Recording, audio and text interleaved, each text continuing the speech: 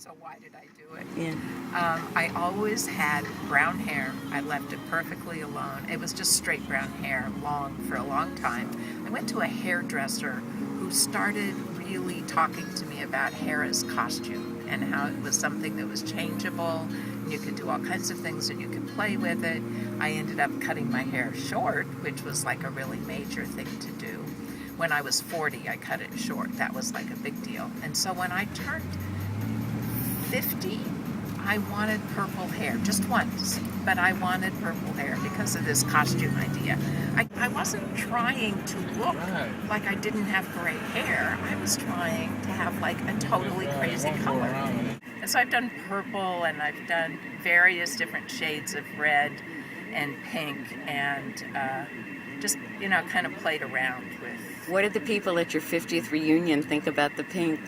They haven't seen it yet. So we'll see.